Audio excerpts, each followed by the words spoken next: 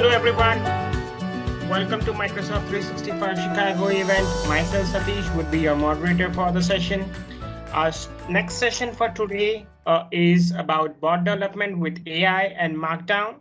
And we have Hans and Tom who would be presenting our session. Hans, Tom, over to you. Perfect. Thank you for the warm welcome and thank you for hosting us. And welcome to our session called Bot Development with AI MarkDown. With me is Mr. OneDrive Hans Brender. And my name is Thomas Gelles. Hello, Hans.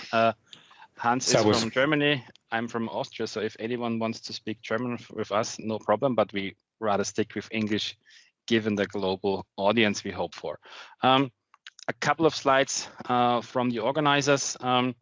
Please support their efforts in helping Chicago Public Schools. Go to the links, look at the foundation, and make sure that you help the community. We all are engaged in our Microsoft 365 or what used to be Sharepoint communities, but we all are also living in a society where we have different communities. And as always, sharing is caring. That's not only true for IT stuff. Also very important for all of you that are also running conferences, please provide feedback for us as speakers and for the conference organizers as well. Everyone likes to hear when everything works fine. Most of the times, really constructive feedback, what could be better even helps more, so that next year, hopefully each iteration can be better. And last but not least, a massive thanks to the sponsors of this event. Please check out their amazing services and their amazing offers.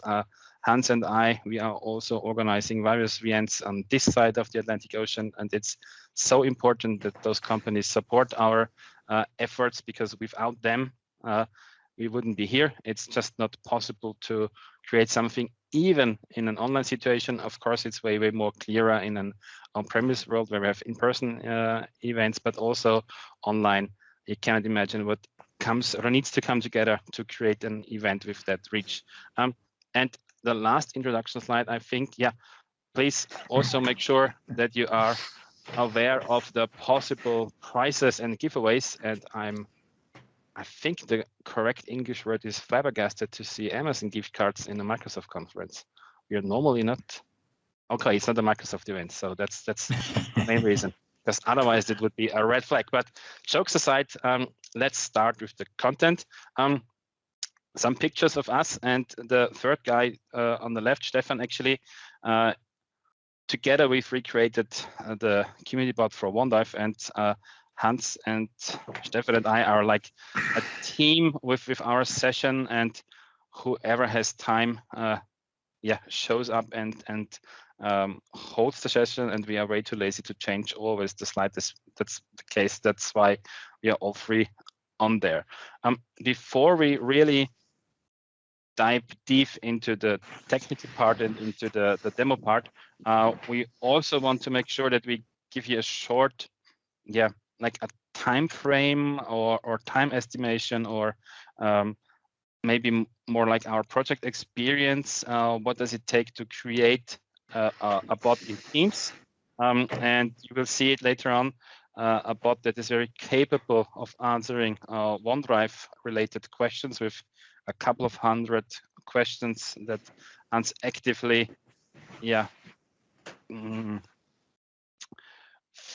fed into the knowledge base over the last months. But it's also a community project, so it takes some time until you can click somewhere and see something. But everything begins with an idea, right, Hans? Yeah, we have a SharePoint conference here in Austria, in Vienna, and that was the first thing. And I saw the other two guys, one is not with us, but I saw Tommy and Stefan on stage. And after that, the MVPs give all things together in a recap and say, okay, what's done? So they talk about bot, and I present them my thing, what they can handle a bot, and I'm still a little bit in the future. So that was a great thing. And after that, we drink a little bit of gin and have this done at this conference. And the next conference come also, and then that was in Munich. That was a SharePoint Saturday, and both people from Austria were there and have to say, hey, Hans, you came into the room, and they present me a mock-up. The idea was they want to digitize me. What was the idea, Tommy? Yeah, the thing is, if you work with SharePoint and if you work with OneDrive and you search something in OneDrive, you basically end up, or I always end up either on a Microsoft support or documentation page or on your blog. Even if I search in English, if you search in German, you have a way better Google index already than most of all the other competitors in that space, so to speak. And the idea was that we, if you think of a bot, it's pretty easy to just create a bot that says hello or tells you a joke or something like that. But with the idea of really giving meaningful content and providing domain content, relevant content, and for that case, we looked for someone that is really the domain or the subject matter expert in the area. And with Hans, we of course can gladly say that for OneDrive, it in our mind made so much more sense to create something like an assistant, something that is available 24/7, because apparently Hans, of course, needs to sleep at least, what is it now? 6, 7, 8 hours? Yeah. Always depends, yeah, right? It depends, yeah. Not available through different time zones, and of course also, and that brings us to the next part, maybe not available in all of the possible languages around the globe. Yes, of course, English is the lingua franca in IT now, but it's always different, or for us, from our understanding, a nicer experience if you can work and talk and search in your native language. And we understand that we are native German speakers, and we always need to translate our searches or our researches. And we thought, of course, of making that more attachable to people, more adoptable, more reachable. And we started with an Excel sheet. Excel sheet. We tried to trick Hans into the whole story and said, hey, there's an Excel sheet. There's a column A, put down there your questions, and there's a column B, and put down there your answers. And I think it took you 5 or 10 days to realize that's not working. That's way too right. That's not sophisticated enough. That's not. You can't express yourself in that way that you wanted your content to be expressed. And then we realized another thing, that we, of course, if you start such a project, you and also Hans has his content available in German and English. It's way easier to create new content in your own language. So we thought it would be a good idea to start with a German database and then use Bing Translate to be reachable in all the possible languages. Also took us only a couple of days to realize it's way better if you start with an English database, because Bing Translate is way more efficient and in terms of being correct and being readable if you start with English and then try to translate it to various different languages. And back then we still supported, what was it, 72, 73 different languages, but we will come in detail why we are not doing that at the moment, and we are only striving for it right now. But you see already on the time frame, a couple of months already into our endeavor, and it took us quite, literally a year to have the first beta release, because we are not doing that in our, or we are not paid for it. It's our free time. Stefan has 2 young children. I have now 1. Hans has 3 grandchildren. Yeah, grandchildren. That's a different like one. But so it's not our main focus, and of course it takes some time. And if you also think about the technology behind it, in that time frame, most of the time, or not most of the time, but a couple of times we needed to start over, because the technology, the the layers included moved forward, and we weren't ready there yet that we say, okay, we can freeze it. So we had a couple of iterations and tried to have a first release, and I think we had what was it, 80 to closely 90 people, something like that, in our first beta release? It was the first release, and it called still Mr. OneDrive Spot. So this Mr. OneDrive comes not from me. Microsoft gave me this name because I do it now several years and have 850 questions, or no, blog articles in German and English. Nowadays, I write the first English version and then the German version because I have so many people finding it around the planet. And going to Ignite, the people knows me, and going to Ignite the tour in Hong Kong, that was also the same situation. I know you, I know your blog. So the thing is that I only do that and do not talking about other things. I came from a developer standpoint, but the Q&A maker was a little bit special for me, and therefore I have to learn a lot of bot, and then I have to say yes, but this simple bots we normally know, and I have this time last week also a bot for only give some Q&A questions, and after 2 questions he struggled up, and I have to say, okay, I need a person who gives me the answer. So it's not so easy to say, and we want to do it a little bit better, and it still have to be worked because Microsoft is changing all the way around about OneDrive, and the philosophy is not written down. Therefore, I want to give it my personal opinion, and that means only from this standpoint, from my articles or Microsoft articles directly. And the first release, we do it in a different way from the English part, but then we see, hey, we have to do it in 2 stages, and that was a good idea, but we have to start again. And then the first release was start with the beta version, Mr. OneDrive Spot. Yep. And we submitted the first release to submit something that you or everyone can actually install in Teams as an app, you need to go to your Microsoft Partner Portal. So you need to be a Microsoft partner because you need to go to what's it called, App Source or something like that, and submit basically your Teams application, your manifest, and a couple of very specific pictures with sizes and length and colors. And it wasn't back then. It wasn't really that well documented, and we had the impression that whenever we talked with someone in the email loop, we got the impression that the answers came always from different people because they were in a following the sun support schedule, and we always had to start from the beginning. But the really first big no from the first review was that you are not allowed to actually call your product, your service, in a way that it includes Microsoft legal brand and product names, which makes a little bit sense for OneDrive, which makes absolutely no sense for Teams, because try to create something that is for Teams or for teamwork and then does not include the word team in there. It's a little bit strange if they then go out and name their products after generic English words like teams and groups, for example.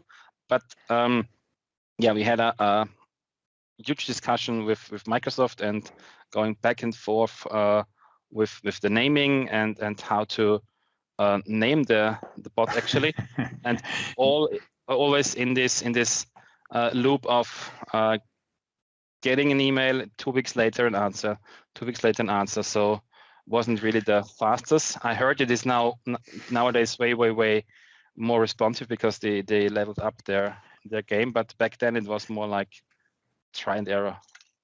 Yeah, now you have 1,100 things inside the app stores, and they have to build better. But if you want to develop something and you want to begin, keep in mind, if you do stuff and go do this process, you should do it every time in the same time zone in your time, whatever you have. That means you have always the same people. And we have to done it in the free time. Therefore, that was a little bit mistake, but that was the thing. And the discussion goes away, not away simple for alone, but I know a lot of people of the product group with OneDrive, and therefore we have had a little bit of help because legal says no, and the vice president of OneDrive has to say, okay, what about a different name? Thinking about community bot for OneDrive. And if you see Mr. OneDrive Spot and Community Board for OneDrive, both have the same name, OneDrive as a product name. But if a vice president says, okay, and then legal says, okay, also, and then they say, okay, we can do it and just the name. And there was another round and another round, but anyway, it was perfect for this new name. We have to make some new pictures and so, but anyway, it works.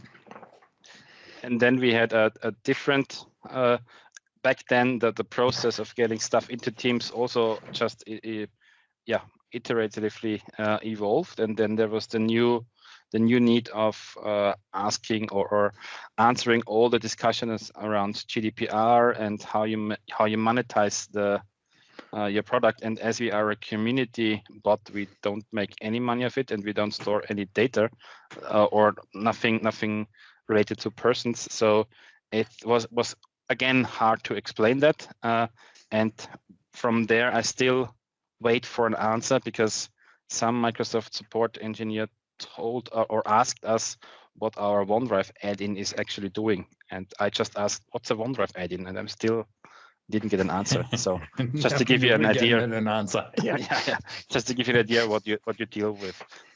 And then in April last year, we made the public release. So since then, the bot is available in the store and can be installed by everyone around the globe. And we will talk about that a little bit later in the demo.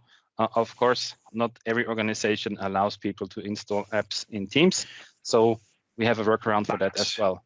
That will be changed. We have seen the announcement. They will change it vice versa, that the people can push a button, but not on it directly. Yeah, at least they can see it then. Yeah, that's correct. Yeah, at least they can see that. But that was the first thing. And also Chief Jeff Teeper has saying after the release, and I give him an announcement, and he say, hey, if we change something, you write an article or write some comments, and then we see that. And I say, yes, he has understand in 2 minutes what we have done in the past. The thing is, you can do that. And the deployment of a program, I come from the past with big disks, 5-inch, and then with 3.5-inch from the CD, DVD, from the network drive. And now we push something in most of the people around the planet, not for the global inside teams. It's always one click away. And if I change something because Microsoft and the OneDrive team is still doing stuff, then this will also insert it via the Q&A maker, but we show that what is going on. Yep. Then let's move on to the technical part. And yep. We, of course, built on top of the Teams platform, and you can do a couple of different parts or enrich Teams in different ways. Of course, today we're focusing on bots, and yeah, everything you create for Teams, of course, in terms of a bot is powered somehow by the Bot Framework SDK. You can reach across devices, so the bot is available on your mobile phone, on your tablet, and of course on your laptop and on your desktop computer. You can talk to the Microsoft Graph. In our use case, it makes no sense because we're not interested or not providing any information about your Office 365 tenant. It's just that we provide content, generic content and knowledge about OneDrive. So that's not what we do. And of course, the Teams platform also allows you as an enterprise developer to create and publish those things, and as IT admins to create rules and policies who sees the application, who has it pinned in their left rail, who is allowed to install. And as Hans just told us, the new version of the store will also allow end users to actually demand applications more and better than it's possible today. For ISVs, of course, as we are doing it basically in our way now, because we are available in the store, you will publish through AppSource as a partner, and then there is different possibilities of getting your application certified or tested, because if you really if you think of a scenario where you do something with the data or with the your tenant, you should really be careful who you trust in terms of third-party applications, because in the end of the day, they need permissions, and how they handle permissions can be very different. So certification and attestation is important if you, let's say, deploy something that helps you govern Teams deployments. But in our case, we are not interfering with any data in the tenant, so that's not really a big issue from what we are doing. In terms of the if you think of a bot on a very high level, and not really covering all the layers of the bot framework and all the possible ways you can create a bot, but in the end of the day, a bot is code that is running somewhere and that is available through an HTTP endpoint, could be a REST endpoint, for example, like in the bot framework case, and then there are a couple of services that are connected to the bot. In our case, you will see that the bot actually is like the translator or intermediate handler between Teams and the Q&A maker. And the bot itself can somehow, in our minds, or the picture that we always try to create is, it's in the end of the day really nothing more that or nothing special compared to a command line interface. You can write text and it can answer stuff. Everything that comes with intelligence, AI, additional services, you need to plug into that bot. So you need to use its SDK or other AI services like the Q&A maker or cognitive services or custom vision AI, whatever you use, that needs to be plugged into the bot. The bot per se is not really intelligence. That's very important, because you need to enrich the bot with services. Then those services make the bot hopefully an intelligent assistant. From a higher perspective, the system that we created is that we will show that you in the demo later, but a user asks the questions, or the user asks their questions in Microsoft Teams. Teams is one of our channels that we provide through the bot framework for connect or allowing to end users to connect to. And through Teams and the bot framework, the question is routed to our bot code. And then, of course, there are some minor logic things like, is it the first time that you talk to the bot? Or what language did you select? Is it a follow-up question? All those things more around the conversation, and conversation in a technical meaning already about, is it an answer, first question, second question, all those kind of things. And of course, some logic is in there, but in the end of the day, the bot takes your question and asks the Q&A maker service for an answer for your question. And then the Q&A maker service comes back with hopefully an answer. And we will see it not only comes back with an answer, but it always tells you how confident it is that this answer is correct. It's very important for an AI system, the confidence, the score, how sure, how certain the system is, and how what's the percentage it thinks that the answer is correct. That's very interesting and very helpful for content creators, for knowledge experts, seeing questions and seeing the possible answers, and to see what the system actually thinks and makes out of the questions. But from there, it goes back to from the Q&A maker to our bot application, then routed through the Azure Bot Framework and back to Teams. So that would be a simple call in terms of how it goes back and forth. And what we initially tried to create, and we're still working with that idea, but we'll come in great detail to why this is not so easy. Was the idea same approach? So you again ask a question, go through the different technical hoops, and you end up in our bot application, and then we try to detect the language that your answer or your question is written in, and let's say you ask something in Spanish, yeah, and we take your Spanish question, translate that Spanish question to English, take the English question, ask the Q&A maker service with the English database for an answer. Hopefully we get one back, and then we translate the answer back to your input language, in our demo case or our mind case, actually Spanish. So on the fly, translating to Spanish, and then go back through the hoops. Was a great idea, worked perfectly for Italian, worked great for French, worked great for Spanish.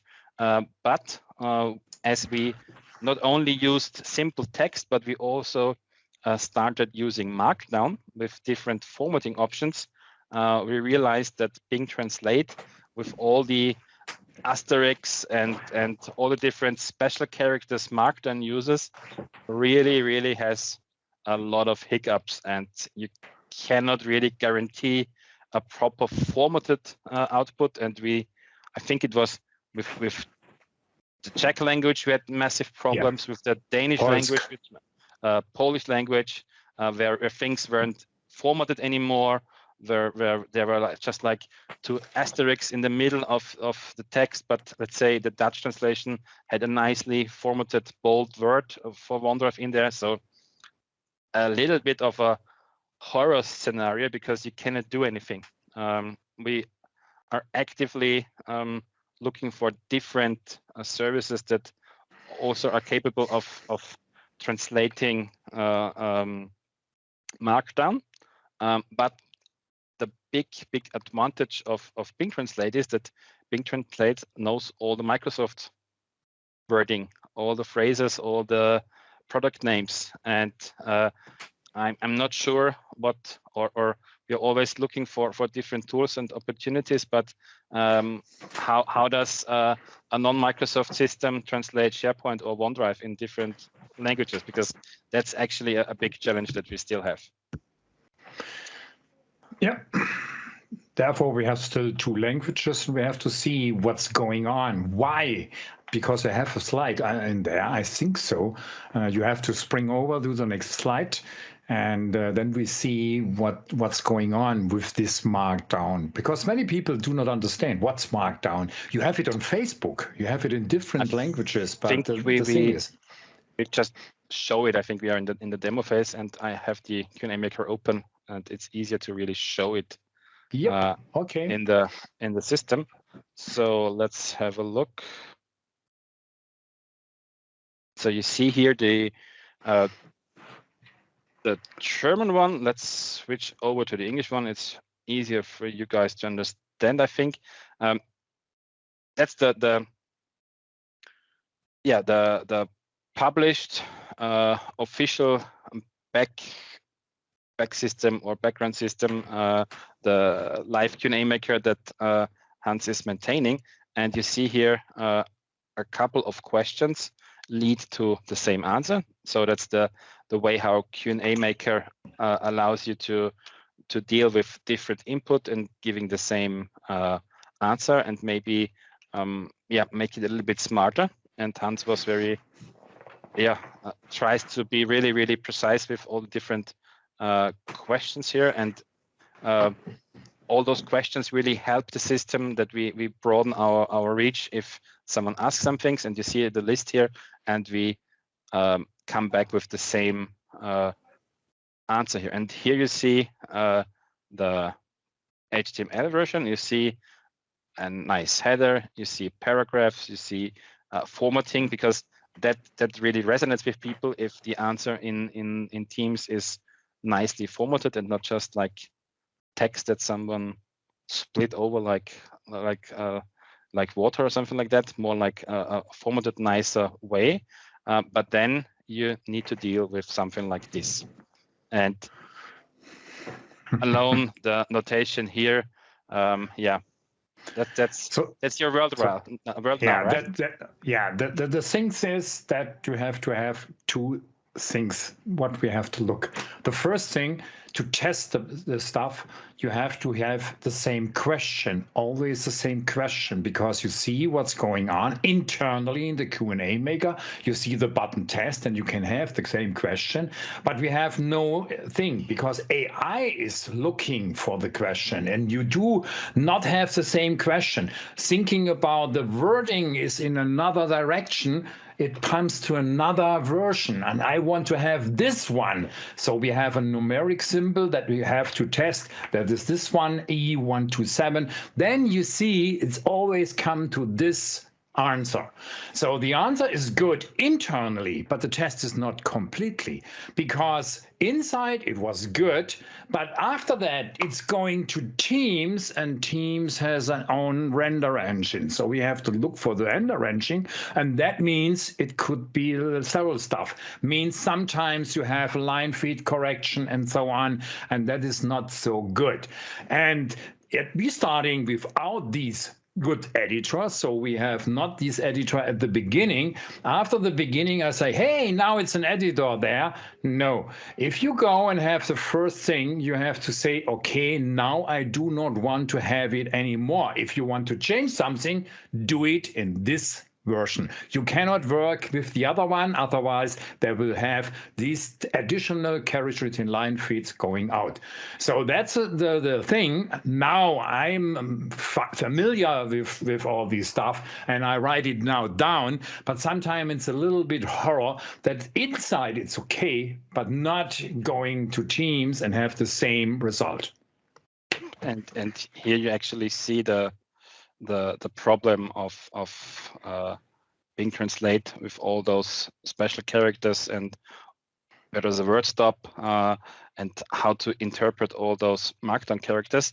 That's where we are really falling short at the moment in the multi-language approach. That's why we are available in German and in English right now, and we still need to figure out a way on how to be broader reachable. It's still in our backlog to make it really multilingual, more than just 2 languages, because there are so many great languages out there, but it's a work in progress. And Hans already talked about it. You can, of course, test the bot inside, or you not really the bot, but the Q&A maker, actually. News about OneDrive, just because I see it here. And then you can click on inspect, and then you see more details. You see then a confidence score and all the different alternative answers and alternative phrasing and all those things. That's great. And that's one way to, or the Q&A maker people try to make that a nice experience for you, that you can test stuff. But as Hans already said, that's just one way to create HTML out of this Markdown. And Teams not only has a different engine, Teams also has a different engine in the desktop and a different engine in the mobile version. And we all know that there's some changes are also ongoing in the background since a couple of months and will be ongoing for a couple of months. So we expect some changes here, but let's do the same question also in the browser. I think it should be here. Yep. News about OneDrive. And let's hope I'm still, yep, in the warm-up phase. And you see already it's a little bit different formatted. It's not 100% the same because it's broader now.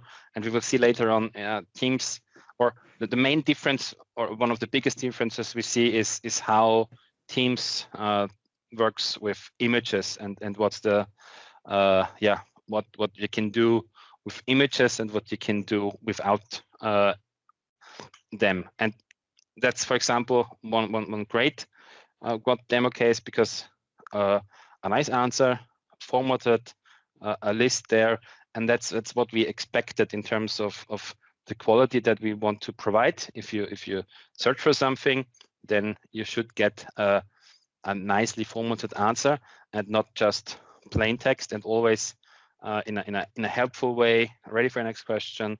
If there's a follow-up prompt, just click there. And for the next couple of minutes, we have some questions prepared, and I will show them, and then Hans will try to explain the principle or the feature or the idea of OneDrive, and at the same time I try in different ways to search for it, and then we talk about the OneDrive feature and also how the bot handles the answer. So first one, password protection. Hans, please. Yeah, password protection. I called it sometimes dummy MFA because that's a possibility, but password protection is also there that your password is protected. Not the password has not been protected. Your document you share with something is protected if you do that, and that comes in. Sometimes you can have it with a Word document and say, okay, I want to have it with external and external people. Oh, people say not external, but you can do that, and that means yes, you can check a password. That means additional dummy thing is you should provide this password of a different line like you have it with MFA, and then it's okay that the same people do not have it with anonymous access. So talking about that is an easy part for him. He's always give him some information, and you see you have to look for that. Sometimes I had a longer story. For password protection, that means sharing with OneDrive, it's a long capital. If I come to the companies and have to say a workshop about OneDrive, it takes about these sharing possibilities, what we can do with 300 slides now, 250 slides, always around the sharing principle. And you see several things comes up. And you have different questions and come to the same thing, but it's only a short version. Only a short version, and just to highlight that, I try to. Of course, that's you're not always really or no one actually, I think, really asks a proper question, really semantically, syntactically correct sentence or question if you look for something online. So you're just entering some search terms, but you can just say password protection OneDrive, or you can ask about it and in different ways, and you come back to the same question. And that, of course, is dependent or built on top of the multiple questions that you maintained in the system. But the point that I want to make here is that it's not just a simple search like control find or something like that. It's something more than just the regex, but it's not language understanding. That's the point that we need to make very clear, because in Azure there's also a language understanding component where we really train the system with your own phrases and intents and your own meaning. That's not something that you can do with the Q&A maker. If you want to do that, you would need to really create your own LUIS model, their language understanding model, and really train the system from scratch. We are here on a let's say on a shortcut or on a fast track approach, and we use whatever the Q&A maker internally uses to come up with the connection between a question and the answer. But that means sometimes you need to be a little bit creative with your different questions to make sure that your answer is available in different ways, and you cannot really go that deep with compared to a LUIS model. But on the other hand, you're saving, I don't know, hundreds of hours to not really go into that level. But of course, you can always go deeper if your bot needs to be more specific and more precise, of course. So that means also that we have to handle that with all these questions, and that this is also very interesting. Sometimes it's complex, and you have to say the same the answer and have more questions about that. Sometimes people do not know. They say, hello, Hans. They know me, and yes, the bot is not presenting the right answer. They understand I'm not a machine in the background. They think I'm sitting behind a machine or sitting behind a desktop and give all the answers for the people. About answers, yeah, of course, everyone has limits. So what about the storage limits for OneDrive?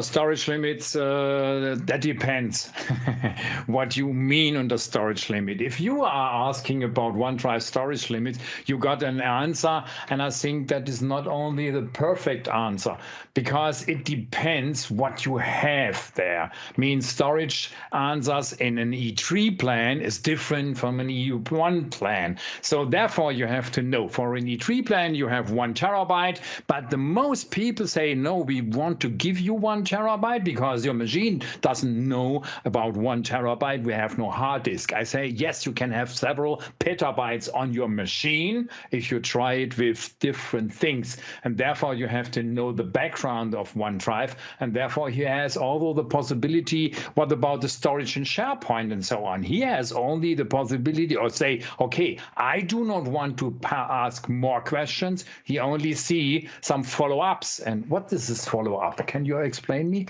Yep. Or can you explain the audience? I try to.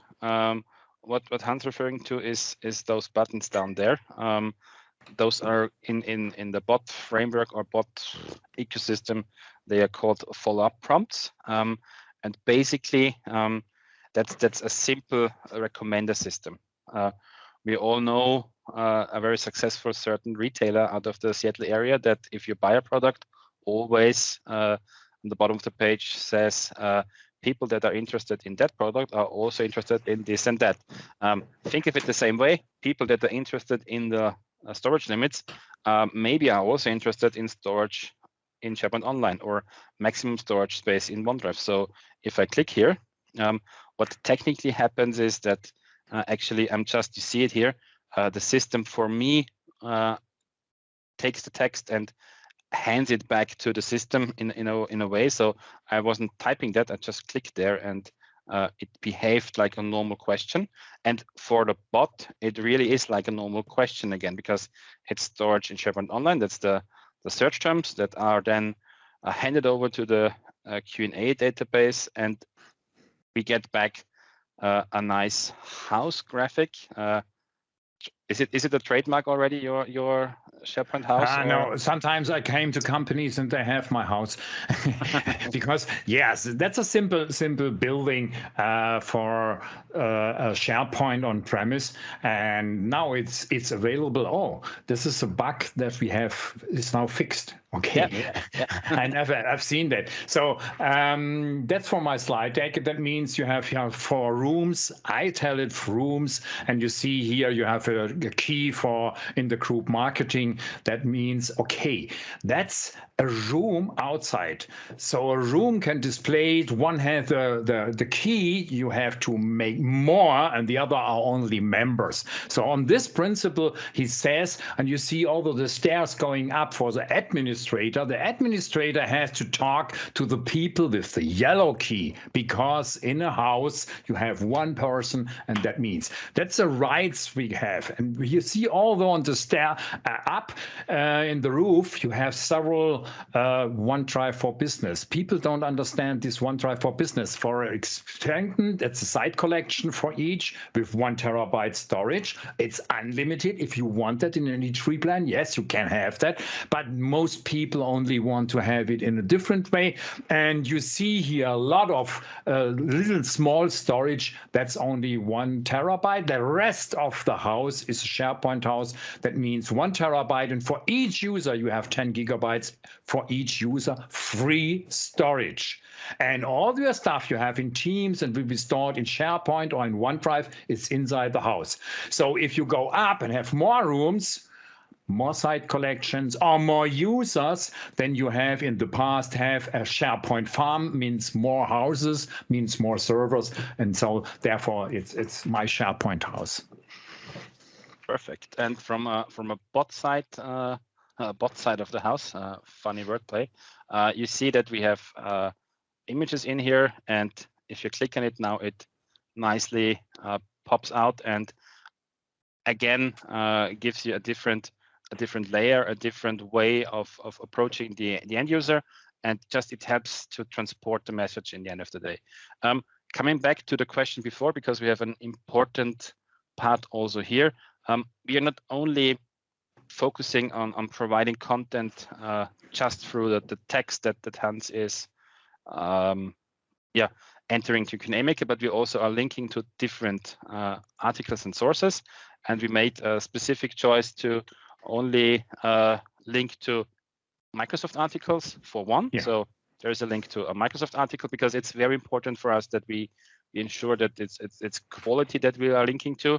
And then there is this blog from a certain guy from Germany that then goes in detail. And whenever Microsoft has a support or a official documentation page that doesn't cover anything, there is a blog post over at this URL from Hans that really goes deep and tries to be supportive and answer questions that we see in the real world at customers on a daily basis.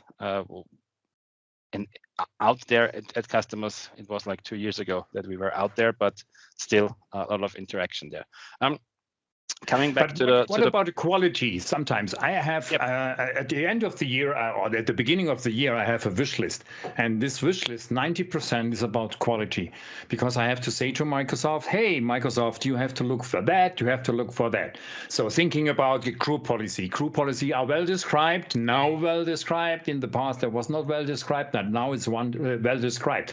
But since June, I miss some group policies, and I say, hey, there are 6 group policies, they are out, but no description. And Microsoft has to write a description, because sometimes you do not have to think about that. But in the how does we do? And that is also very interesting. You have opened that. We built a quality dashboard. Yep. And for me, it's very interesting to see what are the users ask me. So the enterprise, the people in enterprise company, most are IT people. And these IT people, they know me as Mr. OneDrive, they know me. But here you have users, end users, and the users do it different. They ask different. They have a different knowledge. They do not know the right words. And therefore, we have to look for that. We see all the questions. You see that in the question thing, and you see also the answer, and you see only the question score. So the score with 1 is perfect, but the score with 0.3 or something, it's not the right one. So I can, with these questions, change something, and that's our thing, that we can have a better quality, but we do not know who is this user. You see these GUI IDs, it doesn't matter whether it comes from Spain or from Italy, Chicago, or wherever. You see the answer, and you see the question and the answer, and I can work with that. Yep, and that's actually the user questions. I think my questions from the demo are here, because we are filtering out our own questions, because that makes sense. So you see, that's the local time over here. Not really, 1 hour off, and still the English time. But you see the questions that we just showed in the demo, and the answers and the score, and that's the feedback mechanism and the quality dashboard. And another thing that we created along the way was we created our own. Because so many people cannot establish in teams, and we are limited about that. That will come in the near future, and I think it's better. But now we have a different channel. So that is although a channel that's free. All people around the globe can have, with access to the internet, can have the same question. The bot will also answer it.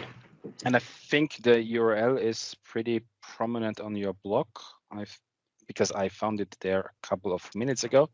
Where are we? Here we are, the web chat version. and we didn't went for we didn't pay for URL, so it's just a bit.ly bit.ly /OneDrive bot, or you go to Hans Brender OneDrive bot web chat and you find the link here.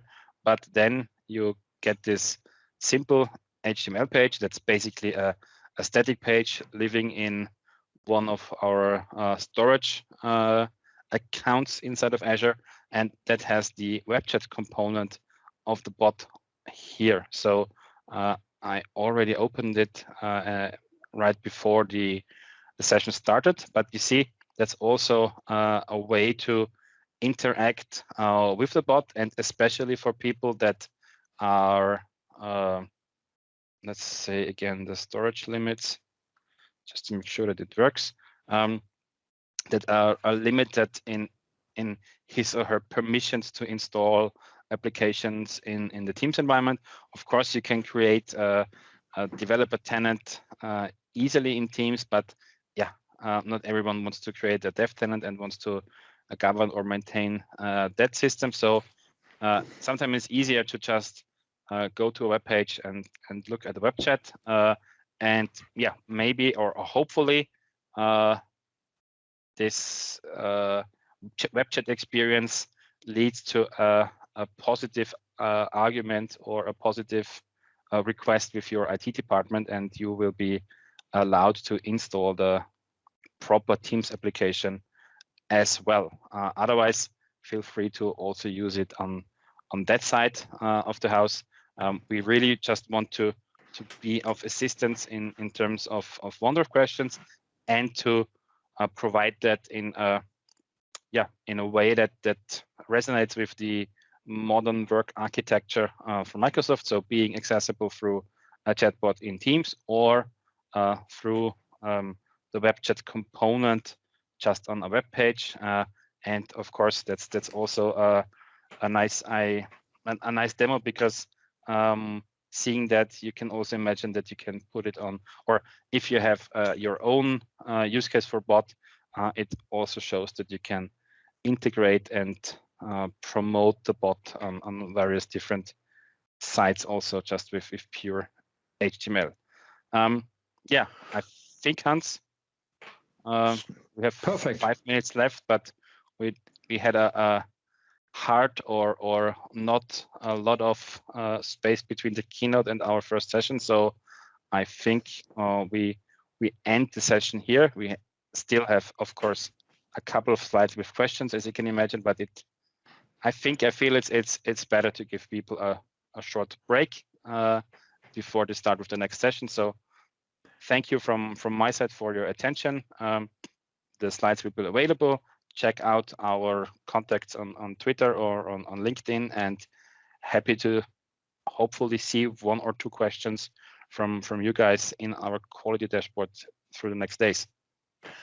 I have to say, we have to go to the weekend, because it's now here 7:00 p.m. 7 o'clock, in true Germany, and therefore it's for us. It's Friday. Have a nice day. I think now you have to do the next session, and then it's okay for us. See you next time, wherever on the planet. Thank you. See you around. Stay healthy. Bye.